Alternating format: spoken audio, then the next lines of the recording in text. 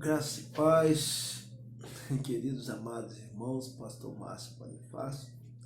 Estaremos hoje aqui falando de um tema muito relevante. Estaremos falando um pouco sobre batalha espiritual. O que fazer quando nós estamos numa guerra espiritual? Que tipo de arma eu devo usar em guerra espiritual? Nós entendemos, irmãos, que existe o mundo físico e o mundo espiritual. São guerras invisíveis, como muitas das vezes nós não podemos ver os nossos olhos nus, mas há uma batalha constante entre o bem e o mal. O que a Bíblia diz sobre isso? Então nós estaremos falando um pouco hoje as armas que Deus deu para o teu povo ser mais que vencedor mediante as guerras que se levantam. 2 Coríntios capítulo 10, verso 4, diz que as armas da nossa milícia não são carnais, mas são poderosas em Deus para a destruição de fortaleza. Então, o mundo espiritual tem arma específica para você que está entrando nesse vídeo, você que está tendo acesso a esse vídeo, porque se você entrou, você está numa guerra e Deus hoje está te instruindo você. Pastor, como eu entendo que eu estou na batalha espiritual? A batalha espiritual é muito sensível. Muitas das vezes a gente consegue entender que nós estamos numa batalha espiritual como? Existem duas situações. Existe possessão, que é uma mente que foi tomada por demônio, e existe opressão, um ambiente carregado por forças espirituais que atuam ali por intermédio de radiações que fazem o ambiente ficar pesado. Muitas das vezes a pessoa entra em determinado lugar, sente peso, dor no corpo, cansaço, sente vários tipos de situações, gerando que você está no ambiente carregado. Só que o mundo espiritual, irmãos, as armas da nossa milícia não são carnais. No mundo espiritual não adianta um 38, não adianta a espada, não adianta a força física, não adianta inteligência emocional, não opera nada. No mundo espiritual, duas coisas que deixam as trevas apavoradas. Não é carteira de pastor, não é um terno, não é um título, não é uma posição eclesiástica, mas o que deixa o inferno estremecer é quando ele se depara com um homem ou mulher inflamado pelo poder de Deus, pela unção, pela graça. O povo que ora de joelho, o povo que se humilha. Isso faz o inferno tremer. As armas da nossa milícia não são carnais, são poderosas em Deus para a destruição de fortaleza.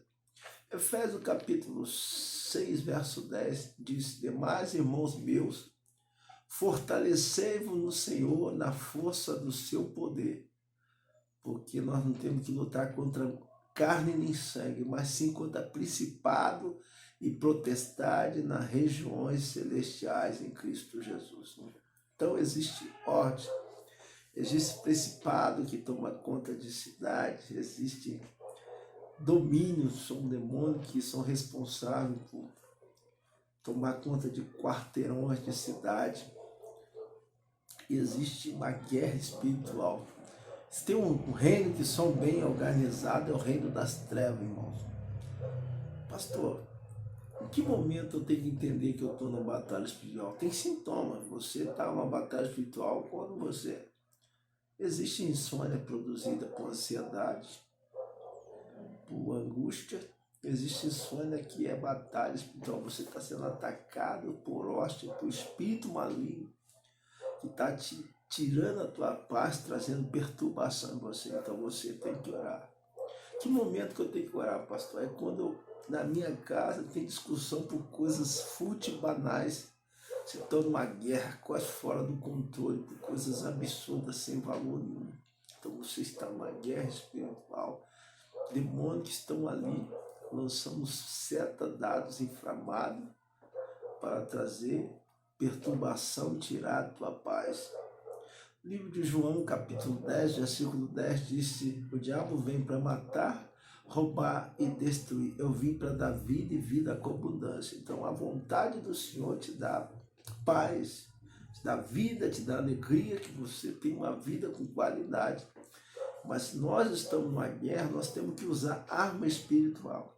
Então, ele disse assim: tomai, sobretudo, toda a armadura de Deus, para que você possa lutar contra a guerra espiritual. Depois de tomar tudo, ficar aí firme, irmão. Eu tenho que tomar as ferramentas que Deus me delegou para me lutar no mundo espiritual e ficar firme.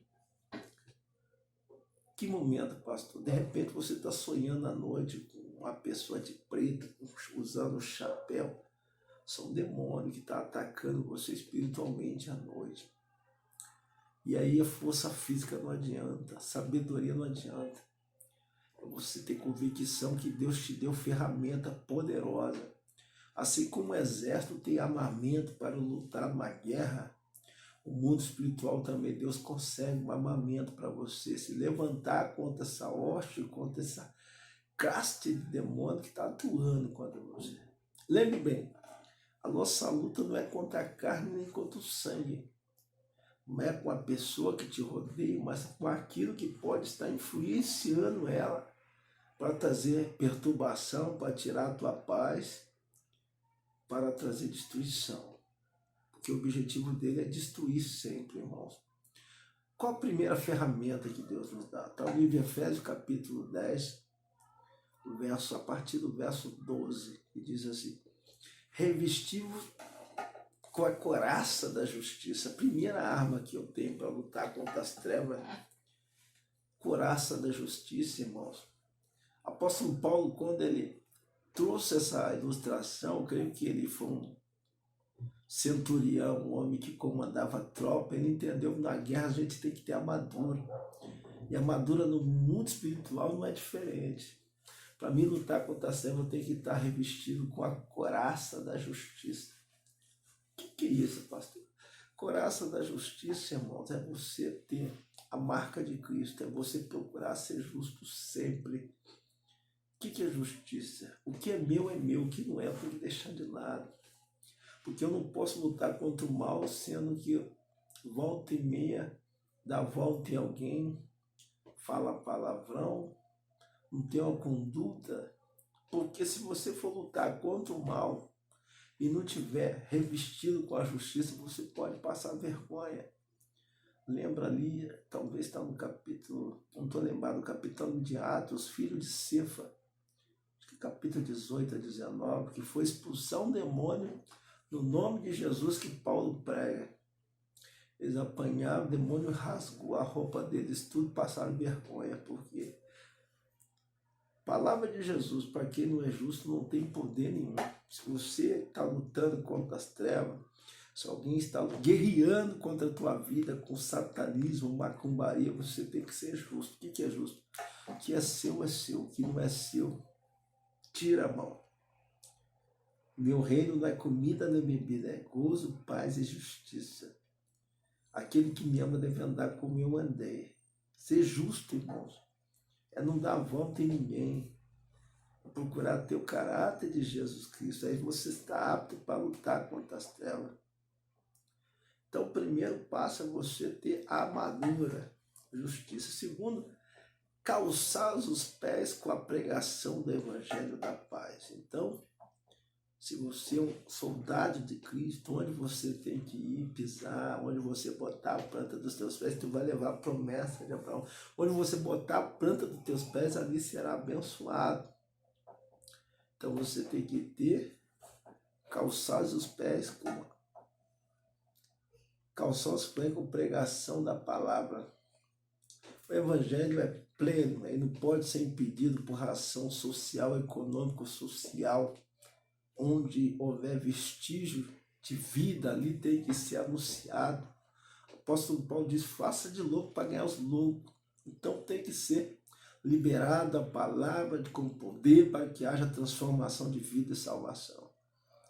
Amém? Então está dizendo aqui, Efésios capítulo 6, que eu tenho que ser justo, calçar os pés com a pregação do Evangelho da Paz. E depois revestimos o capacete da salvação. Terceira ferramenta, o capacete. O que é capacete da salvação? O capacete representa uma proteção na sua cabeça. Porque assim como Satanás lá no Éden falava na mente de Eva, ele continua falando na mente de muitas pessoas. Suicida, vai embora de casa, larga o esposo, chuta o balde.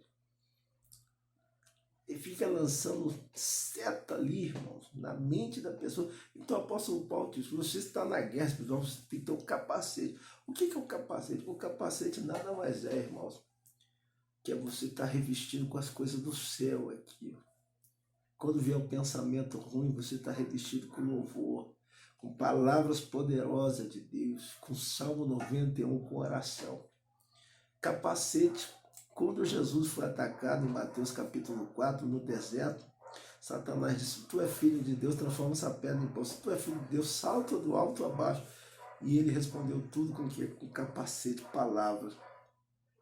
Você não pode impedir que um pássaro sobrevoe sobre a sua cabeça, mas você pode impedir que ele faça ninho. Capacete é o seguinte, quando eu tenho capacete, eu não deixo que o pensamento ruim fica aqui dentro, entra. Eu fico alimentando aquilo, eu tenho que... Chegou o pensamento ruim, tipo assim, suicida, vai embora, nada dá certo para você. Fica... Assim como ela, tem um monte de gente hoje que fica ouvindo. O maligno chega no ouvido, fica falando coisa, e ela fica alimentando aquilo. Não, Jesus está te dando uma ferramenta, hoje coloca o capacete, a proteção. Quando vê o pensamento ruim, se volta para o céu, canta o louvor, ora a Deus, lê a palavra e tem uma vida cheia do poder de Deus. Então, primeiro, revestir da justiça, calçar os pés com a pregação do Evangelho da Paz, o capacete da salvação e, sobretudo, o escudo da fé. Bom, escudo da fé. Paulo foi muito feliz nessa situação, que ele colocou sobretudo quer dizer, você tem que dar prioridade, você tem que ter o escudo que representa a fé. Porque o homem cheio de fé, irmão, ele não se abala. E o escudo, tem pessoa que infelizmente tem um escudo de isopor, de papelão, o outro tem de madeira, o outro tem de ferro, e tem o escudo de fogo. Porque o escudo frágil, irmãos, para que possa proteger contra os dados inflamados do maligno. O que é dado inflamado? Quando você tem o escudo, dado inflamado é aquela palavra que entra aqui e tem um poder destruidor terrível. Mas quando você tem o escudo de fogo, pode falar o que quiser, irmão, você está em paz. Porque o escudo da fé te dá garantia que Deus é a solução. Você não deixa aquela coisa ruim entrar. Quem tem o escudo da fé tem dois sacos, um com furo e o outro sem furo. Porque aquilo que vai edificar a sua vida, você coloca no saco com fundo. E aquele que não tem o escudo, ele se alimenta de tudo, deixa aquela coisa ruim entrar, fica ali dentro fazendo mal para ele. Então pega o escudo da fé, porque se alguém tiver levando o seu nome para determinado lugar, você vai falar, quem tem fé a falar de Jesus não vai falar de mim? Isso é normal. É lícito que venha a aflição, mas Deus tem de bom ânimo na aflição, porque eu venci o mundo. Eu deixo essa palavra porque tem a paz. No mundo tereis aflição, mas tem bom ânimo, porque eu venci. Muitas são as aflições do justo, mas Deus o livrará de toda. Pode ser o que for que se levantar, Deus vai te dar vitória pelo poder do nome de Jesus. E tomando também a espada do Espírito, que é uma das ferramentas fundamentais para um guerreiro. Espada, que espada? O poder profético da palavra de Deus. Como eu disse antes, assim como ele foi tentado lá no deserto, ele usou somente o seu Deus adorará. Essa palavra é a chave da vitória, irmãos. Quando eu estou cheio da palavra, eu estou alimentado pela fé, pela graça.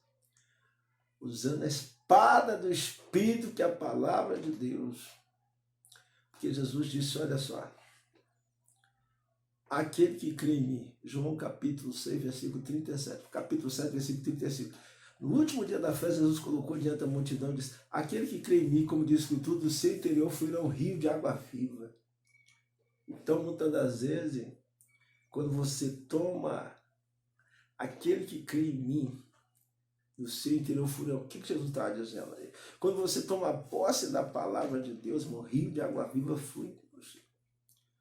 Muita da gente está olhando para as circunstâncias, mas olhar para a palavra, olhar para o Criador. Amém, irmãos?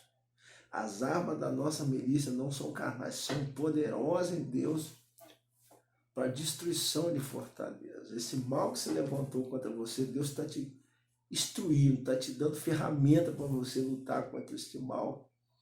Porque o crente, quando ele se posiciona como filho da luz, ele entende que o maior que está com ele, que está no mundo. Salmo 27, salmista Davi disse: o Senhor é minha luz, que eu temerei? Ainda com o exército se levanta contra mim, nele eu esperarei. Saul se levantou com o exército e Davi teve êxito, porque ele tinha uma confiança total em Deus.